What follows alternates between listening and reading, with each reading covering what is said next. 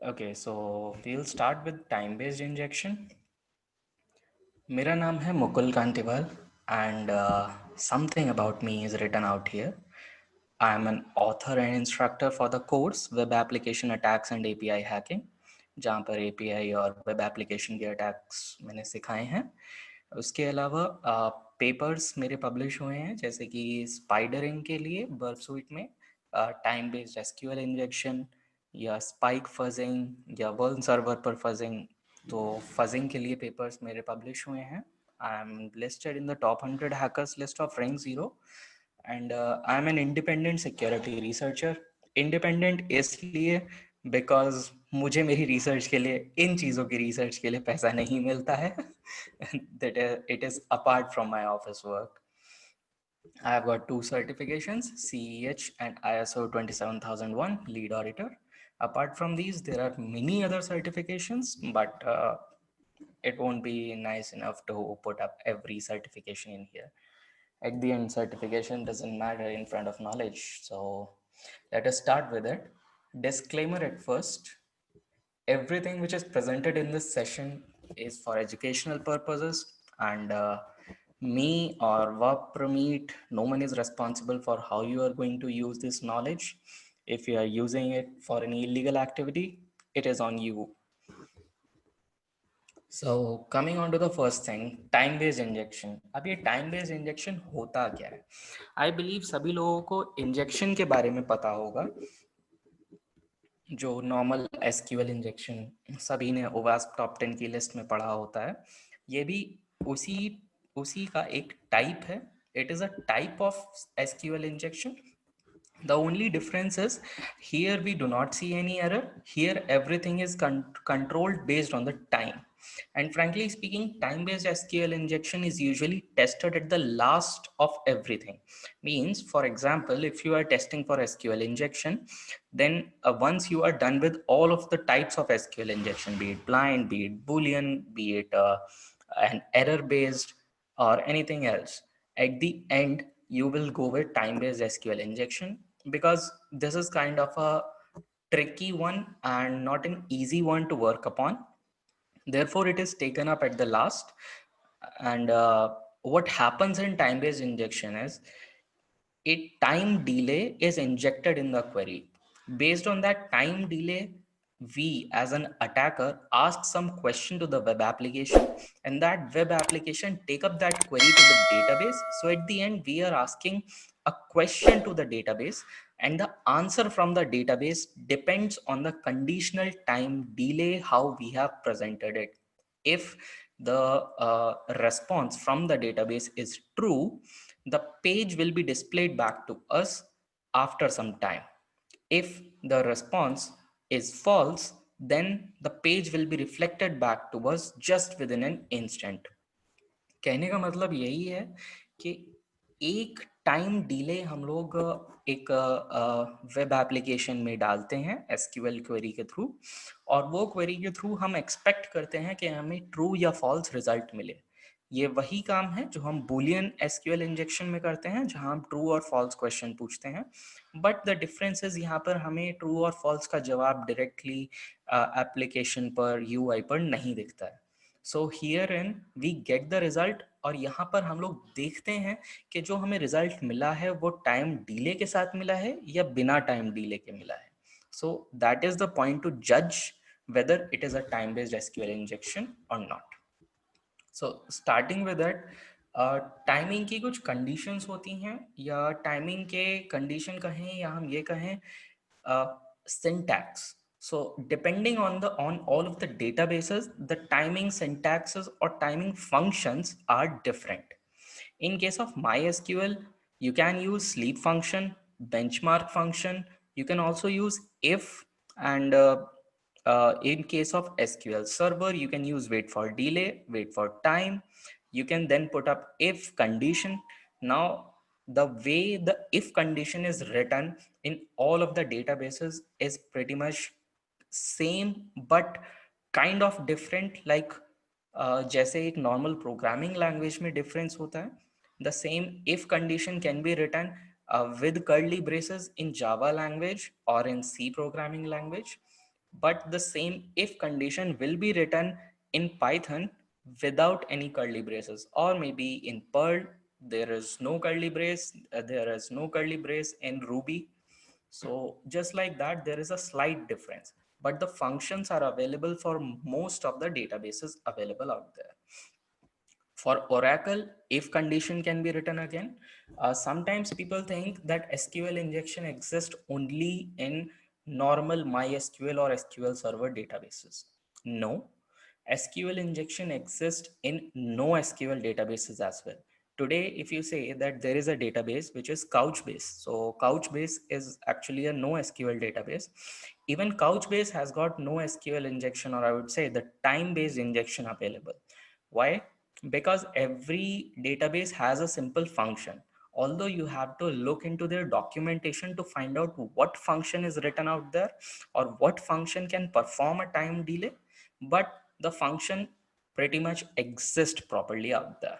Just as in case of MongoDB, the same sleep function which works in MySQL, the same function works in MongoDB as well.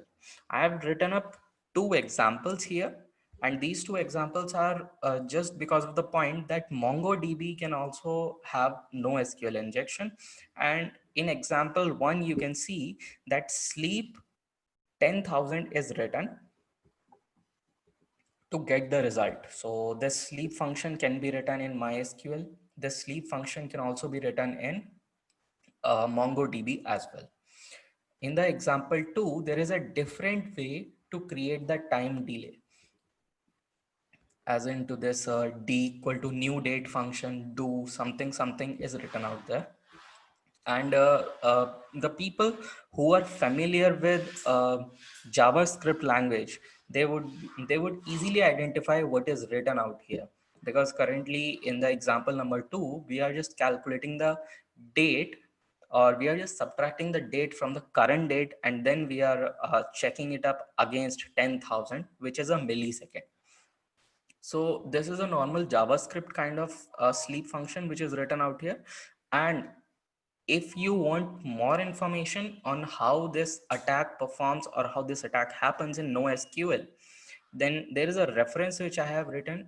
This was provided by Sullivan in Black Hat conference, and they have covered really beautifully about this NoSQL time-based injections. Now, moving forward, what happens in time-based injection? If you can see in this screen, the delay of 10 millisecond is visible in the response. Now you would be like, how can I identify the delay out here? If you can see in the response, the right bottom contains 10,003 millisecond. That means 10 second in real term. So 10-second delay is visible out there, and 10 seconds can be used to identify here. For those whom it's not visible, let me just get it up. I believe it's visible because the right side response contains delay written out there in the right bottom. Now this would go on like you would be like presentation बहुत ज़्यादा हो रहा है, we might not be able to see anything, but just hold on a minute. We'll get on to a little bit of practical stuff to see how it happens. But 10 millisecond means a 10-second delay is visible in the response in this picture. Let's move ahead with one of the example.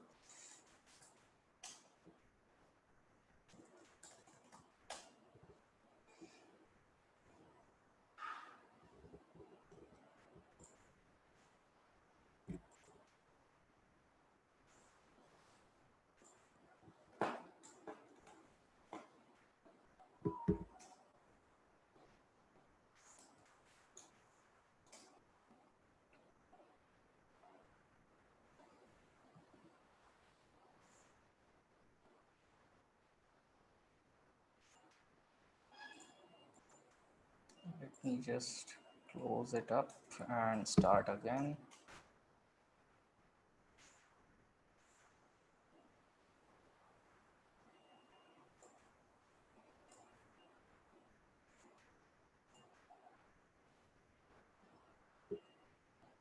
Okay, so this is my personal lab.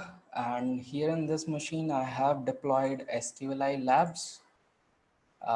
We will move on to lesson number 9, which contains time-based SQL injection. So if you are fond of this lab and if you want to cover all sorts of SQL injection, so you can get it up from my GitHub, which is available at github.com/mukul007. There is SQLi labs. Now this SQLi lab is not mine, but this was written by someone in the year 2010 or 2011.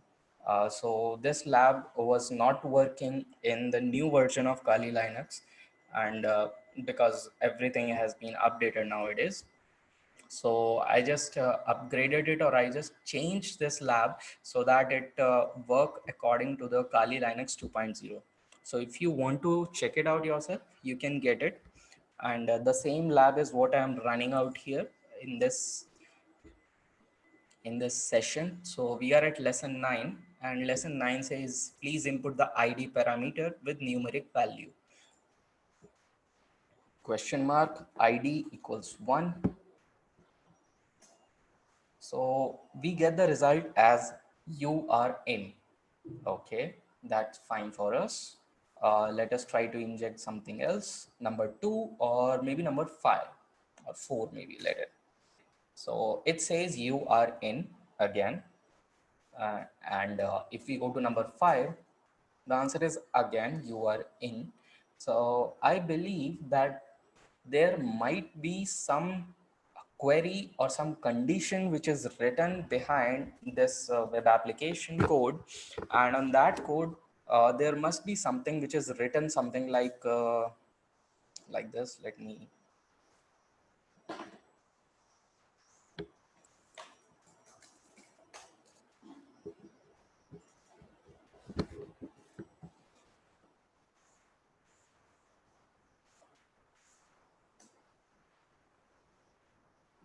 okay, so in the backend there must be some query which would be something like if select star from users where ID equals something maybe like integer value, and this ID would be equal to ID, and if this condition exists or if this condition is true, then print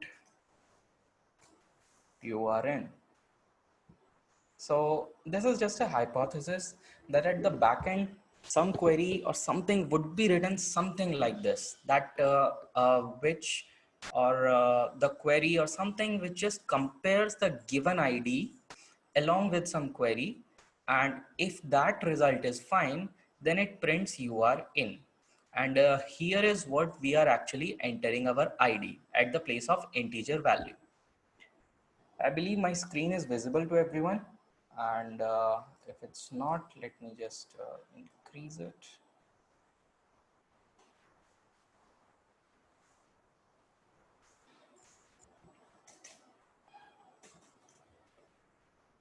Okay, so this is our hypothesis that this is the query which is written out here. Let us go back to the application, vulnerable application, and herein I will put up a single quote. It says you are in. So it means that our hypothesis that there is a single quote at the end might be wrong. We are still not sure whether it is wrong or not, but it might be wrong. हम लोग अब यहाँ पे कोशिश कर रहे हैं कि ये क्वेरी किसी तरह ब्रेक हो, बिकॉज नॉर्मली किसी भी एसक्यूएल इंजेक्शन के टाइप में ज़्यादातर केसेस में हम लोगों को एक एरर देखने को मिलती है.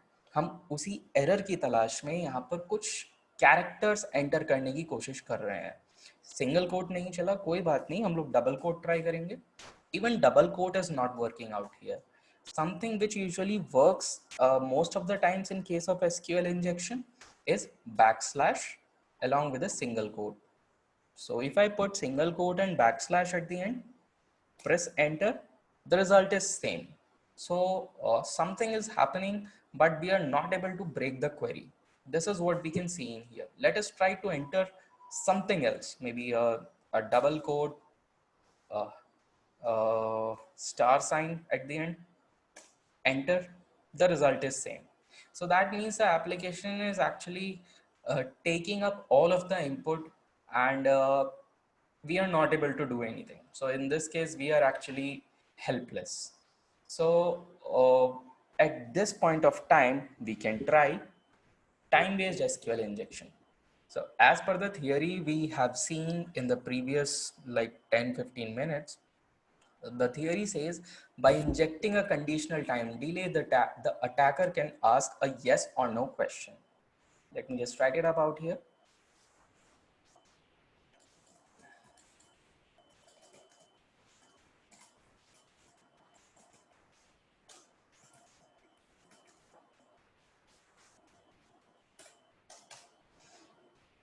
Yes or no question will be asked depending on the conditional time delay. Now, depending on the condition, uh, the response will be long if the condition is verified, and if the condition is not verified, the result will come back to us in an instant. So I'm sorry. So this is what we have written. By injecting a conditional time delay, an attacker can ask a yes or no question. And depending on this condition, the response will be long uh, if the condition is verified. And if the condition is not verified, the result will come back to us in an instant. Okay.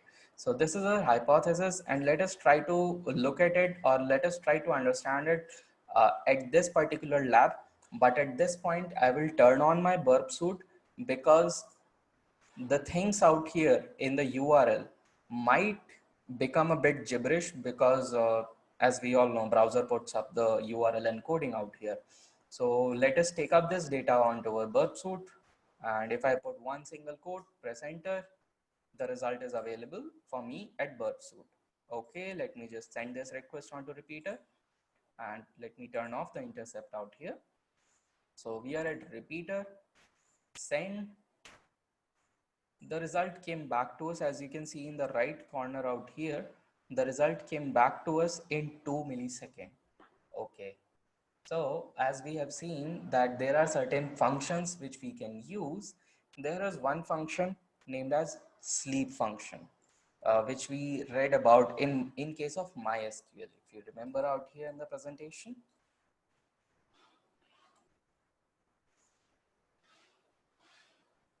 So MySQL has got sleep function. Now we can try sleep function. We can also try benchmark function. So what we can do out here is we do not know what works at the backend. So we'll try all of these functions and see which one works. In our case, I know that this application is written with MySQL backend. So I'm definitely going to try sleep function. Let us go back to our burp suit and see that the sleep function works out here. So single quote and sleep, and for the sake of this demonstration I'm using 10, and there is some character which I am writing at the end. I have just put up a URL encoding out here, send, and the result says 3 seconds. Okay,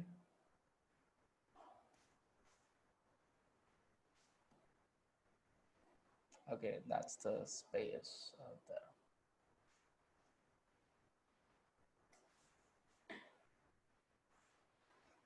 Okay, if you can see, then the response, we are actually waiting for the response out here, and it will give us the response in 10 seconds. And as you can see in the response down below in the right corner, so it says 10,004 milliseconds. That means 10 seconds, nearly 10 seconds, I would say. So currently we got the result after 10 seconds. That is clear to us. Okay. And what happens then in case when the condition is false? Currently we are just writing and the condition is true, or we are just writing and sleep function. in order to check whether it sleeps or whether the database sleeps for some times or not. Now at this point, uh, let me get on to some details because they might become a bit confusing later on.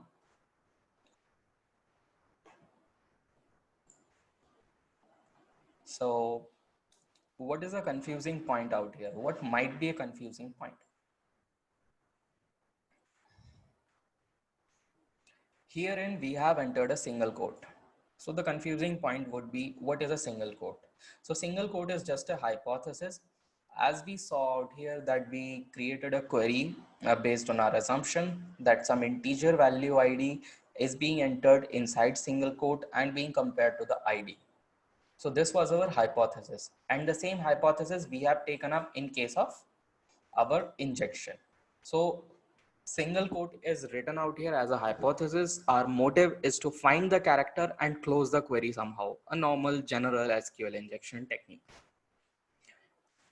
In case single quote wasn't working, I would have applied double quote, or maybe I would have put up a closing bracket at the end or something else, because the motive is to close the query somehow and then put down a sleep function. Then now the point is, what is this plus sign out here? As you can see here, uh, plus and plus sleep 10. So this is actually the URL encoding. In case of browsers, you can see this URL encoding to be written as %20 or modulo 20 to be said. Modulo 20 would be written out there, which says browser is using URL encoding. The same URL encoding can be put up in Burp Suite, and in order to do that, either you can right click on the selection and convert the selection to URL encode or decode. Currently, as I have encoded it, I would just put URL decode and the result is back. And this URL encoding is done because, as you can see, that there is a space in the middle. uh, the request would say that this is some extra character coming out. So in order to append everything, in order to make everything together, we put up a URL encoding out here. And just to do that, I have written a single, I have used a shortcut actually, which is Control plus U in order to uh, encode the characters. Now the next confusion would be, what is this minus minus plus? So minus minus plus is actually comment.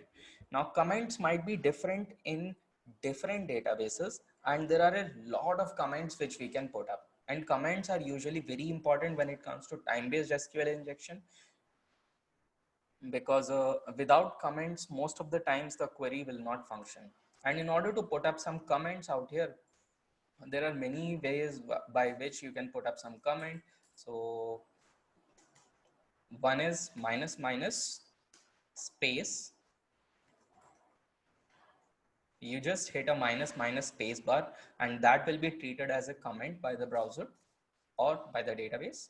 You can put up minus minus plus, which will be treated as a comment. You can put up minus no you can put up a hash sign, even that will be a comment. You can put up only minus minus, even that will be a comment. You can also try uh, yeah, there is one more, space minus minus modulo 22. Even this will be a comment. So there are many ways of comments, and you can see all of them in the documentation of the different databases. Every database has got a different type of comment to be used, but usually these comments are found usually in normal SQL injection attacks, because in most of the browsers, these are actually interpreted as a normal comment only. So this minus minus plus is actually a comment at the end, and we are putting a comment to comment out if there is any extra character or if there is any extra value being used. So we are just omitting the last characters out here. Now moving on to something like how we can actually identify. We know that this happened, or the result came back to us in 10 seconds. But how can we identify exactly that whether this SQL injection perfectly exists or it does not exist. You just put up a simple if condition out here, which would be single quote, and I would just write if 1 equals 1, then let me just complete it up, comma null, and I would put it up as URL encode, press and send, and the result will come back to me in 10 seconds, because here we are actually comparing if 1 is equal to 1. So we know that 1 is definitely equal to 1, and that's why the result was true, and therefore we got the result after 10 seconds. What if it was number 2? 1 equal to 2 was written out here. Press send, we get the result in 2 milliseconds. Now the question would be, what is this if and how it is written out here? We have already seen a small information about different kind of SQL injection timing or conditions or syntax, and this is again the normal syntax for if condition in databases. And here it is written, let me decode it back first. So here it is written, if this condition is true, or if this is the condition, then if the result is true, perform this action. If the result is false, perform this action. Now you would be surprised what is null or what happens in null actually, or why are we not using something else. So null means actually nothing, and that is why we are using null out here. And in order to understand a bit clearer, let me take it up to the databases. Okay, so select 1 and sleep 10. So in case of MySQL, I'm running the query right down here, and it says select 1 and this. So normal and or operator is working out here, and the result came back to us in 10 seconds. In case of if condition, what would be like? Select 1 and if is it 1 equals 1, comma sleep 10, comma null. Let me put it up as 1 equals 2. The result says null, because this is what is written as false condition. So the syntax would be like, first of all, you have to write the condition, comma, the true result, comma, the false result. So this is how you usually write a query. And this is the same query which we have written on our burp suite. Or usually we would write this up in our browser as well. So this is about confusing points and how it happens. Now let me go back to burp suite and let us see how we can actually exploit it. Now we are sure of the point that SQL injection actually exists. Okay, so why not find out some more details? Keep the comment as it is, and I would write and if select, I'll just put up one more because it would close somehow. Select version function like operator. Those who are familiar with database, they might know what like operator is, and those who do not know about it, it is used for comparison, that this result is actually equal to something or not, this result looks like this or not. So sleep 10, comma null, and one bracket we opened at the starting point. So okay, URL encode, send, and the result came back to us in 32 milliseconds. Now this one is 4. If I write 5, send, the result will come back to me in 10 seconds. Now you would be like, what is the difference between 4 and 5? So we are actually trying to identify the version of the database. We are trying to find what is the version database is using. We cannot do that in normal, just like what we do in normal SQL injection. We would put a equal to sign, then catch it up with cases. Although you can do it, but that would take up some time. And that's why I have used one operator, which is like operator, in order to check whether this condition is true or not. The same thing we can try on our MySQL as well. So I would just write select one and this. So herein, if you can see, if says this is the condition, and if this condition is true, we are asking the database to sleep for 10 seconds. If the condition is false, we are asking the database to present null. Since the condition was true, the database slept for 10 seconds and gave us the result.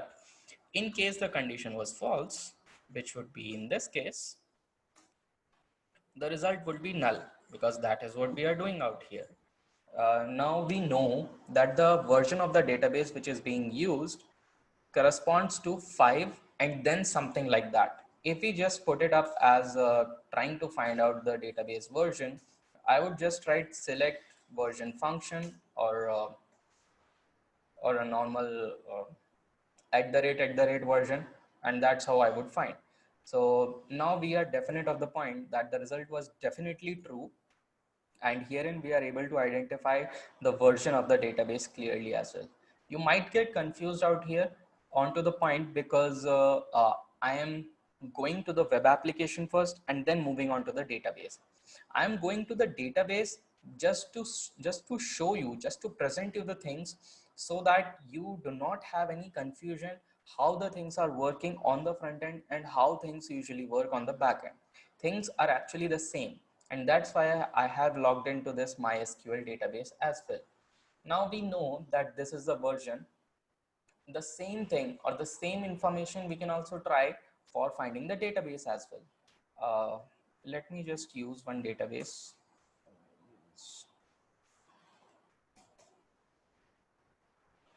Okay, so if I write select database function, the result would be security.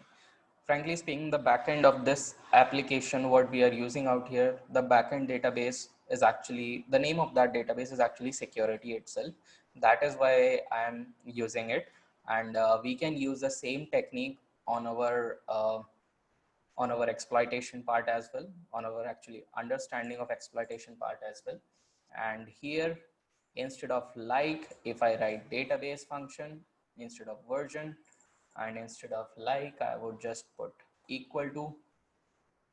Here I would write security, and if I click on send, the result would be back to me in 10 seconds. So click on send, and the result, and the database actually slept, and now we'll get the result after 10 seconds. As you can see in the bottom right bottom corner, it is 10,003 milliseconds. So we got the result after 10 seconds actually. And in case if I write the database name something different, SECU or SEC maybe, click on send, we'll get the result in 3 milliseconds. So this is how we actually identify that the database is actually present out there or not.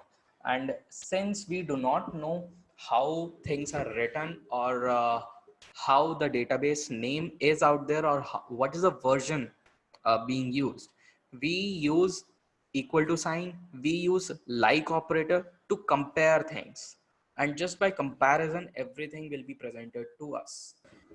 Now coming back to our application, what we can do out here is, in the same fashion we found out the uh, name of the database, or we found out the version of the database, we can move ahead and find each and every character as well.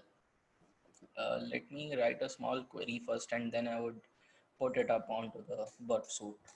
So if I write question mark id equals to one single quote, and if select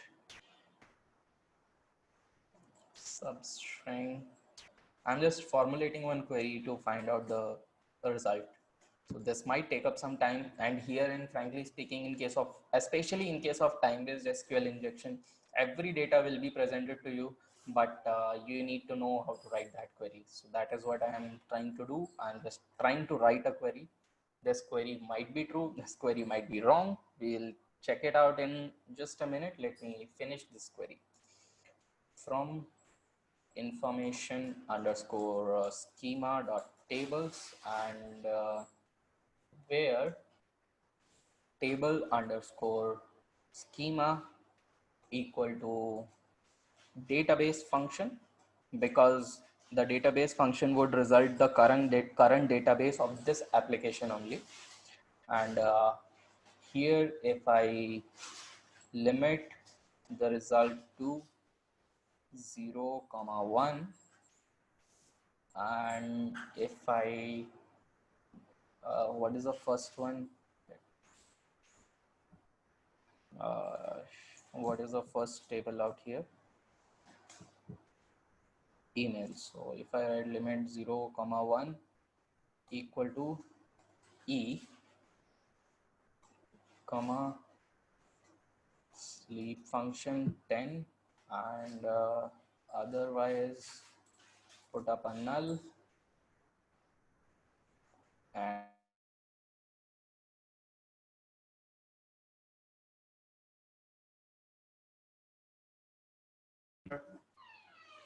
table underscore schema is the database function, and database function is used because that would be the current database.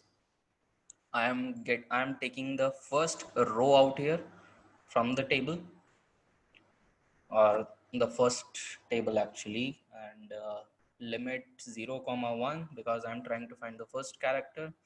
Then I'm asking the database, if this is the right one, then sleep for 10 seconds, otherwise present it as null. And let us test this query. Go to Birdsuit,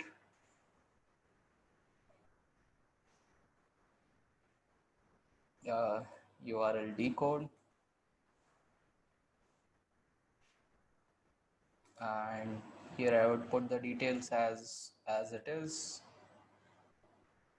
complete it as URL encode, send,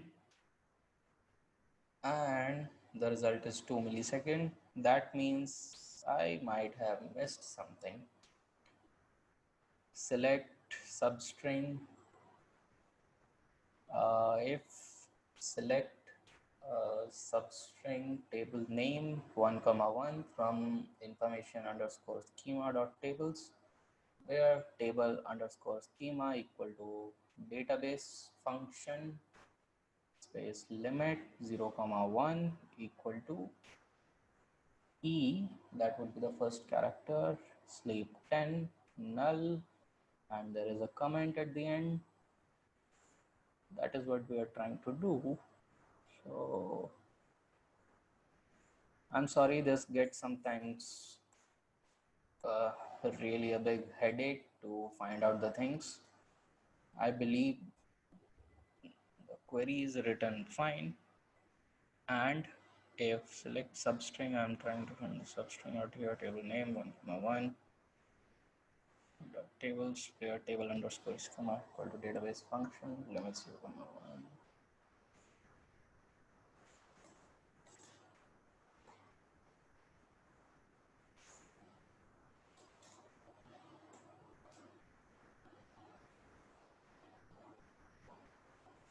Okay, let me just test it again.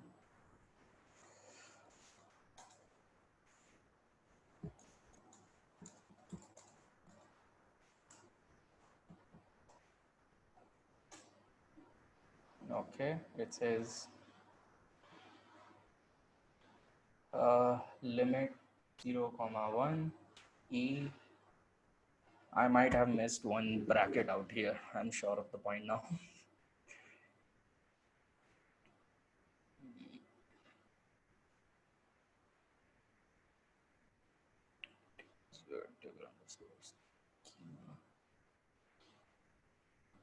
database function limit 0, 1 is 10.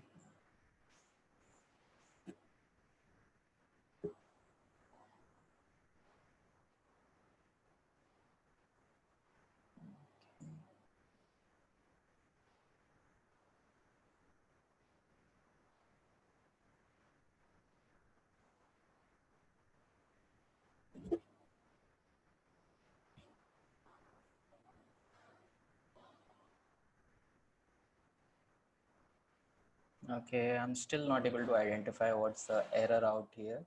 Can anyone tell me if I have missed one bracket somewhere?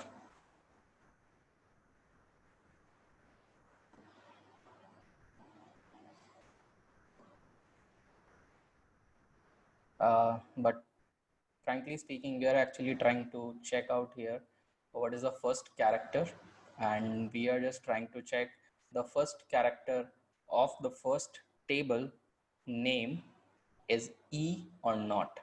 If it is E, then we are asking the database to sleep for 10 seconds, and if it is not E, present the result as null. But there is an error in our query, and the error is somewhere or something is related to the bracket or the closing bracket, which I might not have closed properly, and I'm not able to figure it out as well. But this is how actually time-based injection works in. In the same fashion, you can try to enumerate what is the second character of the first table. You can check out, or you can actually decide which table you want to find out. You can check those details, or you can choose them out here. Then you can find out the character number out here.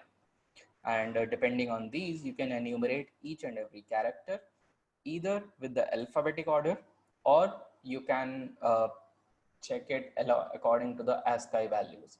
If you are a good programmer, then for the same thing, you can write a simple SQL injection code, which would work something like SQL map or SQL Ninja, and it would enumerate every character for you. And based on the time delay, it would give you the result that this particular character exists in the name or not. Now, the same thing, if we will move on to it, what are the pros and cons for this kind of attack? So the pros for this kind of attack would be little to no impact on logs. And this is really important because when you perform any other sort of SQL injection, the number of logs created, that's a huge amount of logs which are created. Those people who are actually working as a SOC analyst, they might agree with my point that the number of logs are great, they are huge, and even the database logs, that's too much when you write a normal SQL query out there.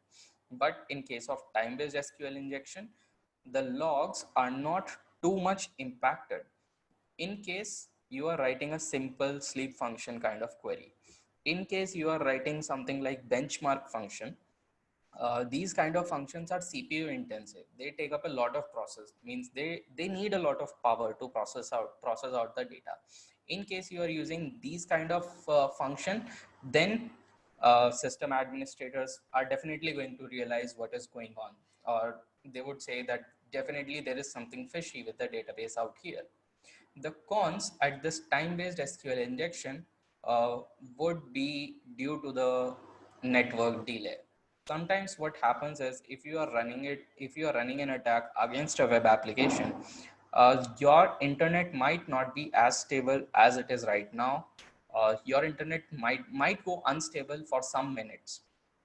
अब अगर आपका internet कुछ वक्त के लिए unstable हो जाता है और आपकी नेटवर्क स्पीड कम हो जाती है, तो आपके पास रिजल्ट भी देर से आएगा। ये एक नॉर्मल सिचुएशन है। And due to the point that network speed is affected, you might think that this is a time-based injection, but in reality that time-based injection is not out there. And frankly speaking, if you are using any tool like SQL map or SQL ninja, these things tend to happen a lot of times, and this is the reason why most of the tools are not able to find time-based SQL injection directly. you will have to tweak them in order to get the result perfectly. And in order to tweak them, you need to know what you are actually trying to find. And in order to find what you are trying to work on it, you have to do some manual approach out there. So this is one of the biggest cons to be said when it comes to time-based SQL injection. Now, conclusion, I would say, uh, okay, Guru Murthy raise hand. Do you have any urgent question, Guru Murthy?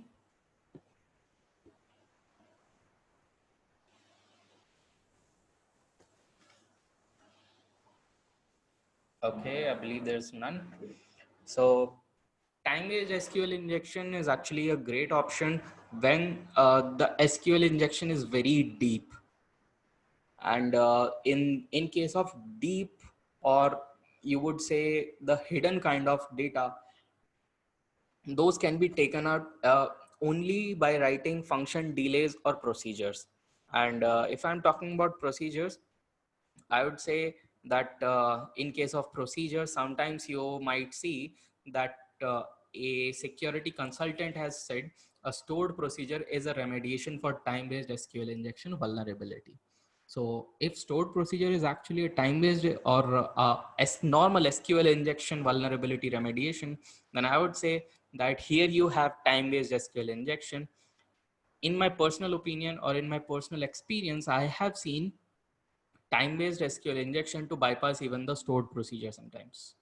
So when people say that write a stored procedure and you are safe, my answer would be not always. The reason why it happens is because you are not handling the dynamic SQL properly out there. Stored procedures are actually used due to the benefits like wrapping up the business logic in a single entity, or faster execution, or handling the exception. But the question is, are they actually safe? As I said, they are not always safe. The SQL injection is actually possible if the dynamic SQL inside the stored procedure is not handled properly. And frankly speaking, when you say that use stored procedure in order to mitigate against SQL injection, many a times the developers or the database admins do not care or do not look upon the point that they have to work on something on SQL, or handling this dynamic SQL query inside stored procedure as well. So sometimes it happens that time-based SQL injection bypasses even the stored procedures. And when it comes to the tools, then I would say that there are some tools like SQL Map, SQL Ninja. They are great tools. I do not deny that fact. But these tools have the place in our toolkit. And in most of the situations, you will have to guide those tools properly when it comes to time-based SQL injection. And if you do not know what you want to find, you might not be able to guide them properly. If you are not able to guide them properly, none of the tool will be able to identify or will be able to take out the data for you. So that's all it for this session. I believe you must have understood a little bit on SQL injection. This topic was mainly for beginners, and that's why I didn't put up a lot of queries or a lot of things out there, how to make things work. But this is the normal or general understanding of for time-based SQL injection. If you want to practice time-based SQL injection, the lab is available on my GitHub as well. It is free. You can get it free of cost, clone it, work on it. And there are many sorts of SQL injection you can work upon. Thank you. That about it from my side. If anyone has got any question, then please feel free to come up with. Okay, thank you very much, Mukul. So we have quite a few questions available to us. So first question was, can you share a link or that PDF of Black Hat session you mentioned initially? Okay,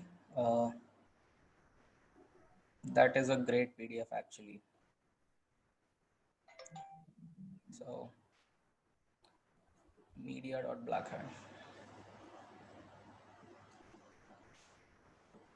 If you can put it into the chat box, that would be great.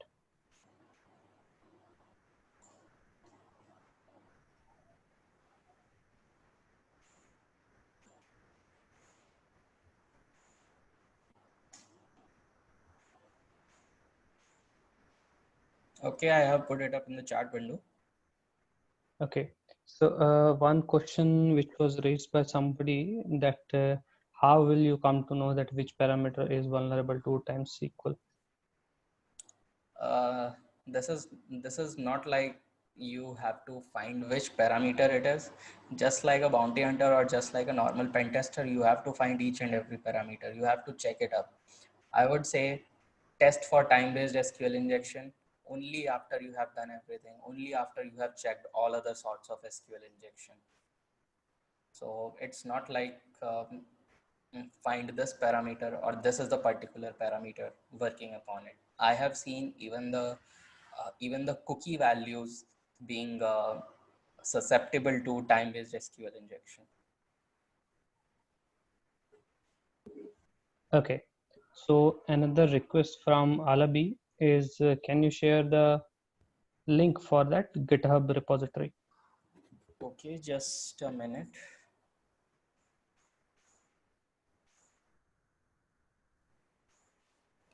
So you will have all sorts of SQL injection in place for you out here. I believe it is visible. So starting from single quote error based to boolean based double quote, if you are injecting header, if you are running an update query, if you are running uh, second order injection, then you can run that. If you want to go over and over with it, then you can run impedance match, WAF bypass. So most of the types of SQL injections out there, even the stack based injection, which are rarely found. So you can practice them.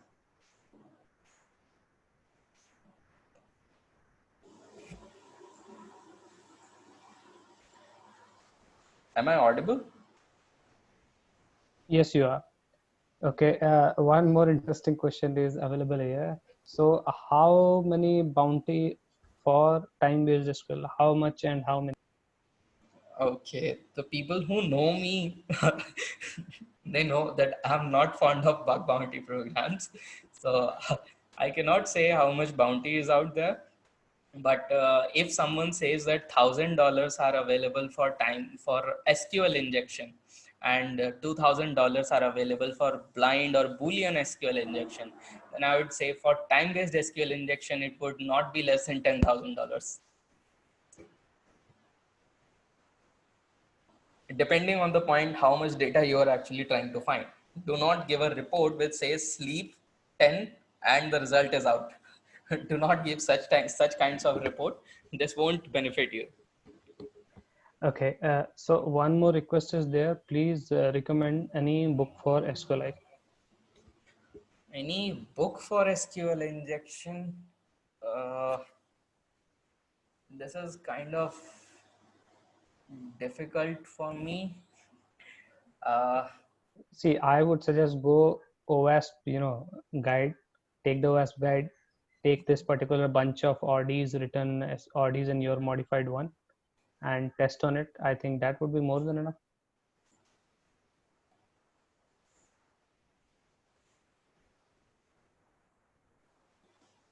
so you can go over OWASP testing guide and this will give you the result for everything. And one more thing, the 4.1 is quite better. So it is from the perspective of the modern development environments which we have. So I was going through this few days back, and it is very It looks interesting. good as well. Yeah, just like this. It says manual inspection and reviews, what you want to find out actually. Web Yes. application security testing, where to find, what to find. So you can click on everything.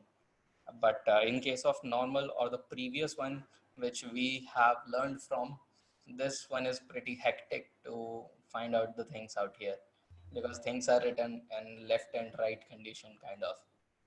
And believe me, the 4.1 is far more heavier. It is 475 odd pages. Yeah. So it will be quite interesting. So apart from it, there is one more question to how to evade these attacks. So, so according to him, he might be trying to ask that how to prevent from these attacks, and if there is some prevention layer available, how to bypass it. Okay. I would say, as a defender, frankly speaking, For an attacker, it is very easy to attack, be it you or me. We can attack only one parameter, any one place. But for a defender, it is very difficult to defend. They have to defend or they have to win from an attacker 100% of times. Whereas only an attacker has to find a bug only once. So when it comes to how you can actually evade or how you can actually bypass it, I would say first of all, learn about how to attack here. You have to learn about all of the database queries first. Coming on to how to evade, if it is only about evasion or if it is only about how do you bypass it, then bypassing has got many other things. You have to put up some comments, or you can put up the stack based queries. You can put up heavy CPU intensive queries out there like benchmarks, and that would give you the result. In case you are actually trying to defend, then I would say that follow the things according to how it is written for most of the databases out there. Sometimes it is written that defending Oracle SQL requires that with execute as policy must not be used, or must not be used, or I would say it must not be it kept up inside the database while you are creating the database at the instant. When you are comparing to the point of MS SQL, always turn off XP shell. In case of MS SQL, you also have to put up, there is a possibility of sandboxing the complete database environment inside the database section itself. In case of Oracle, in case of MS SQL, use them. So these are the database defending techniques. You can put them up, and once you are up onto those conditions, then move on to parameterized queries. Parameterized queries are not the only ones to defend against. If you are using stored procedure, then inside stored procedure also you have to write some sort of parameterized query itself in order to handle the dynamic SQL properly out there. So these are some of the techniques. Okay, to add into it, there is a SQLi prevention cheat sheet from the OWASP. You can refer it. It can help you in some manner. So that's all from my end. Happy weekend, everyone. Thank you, everyone.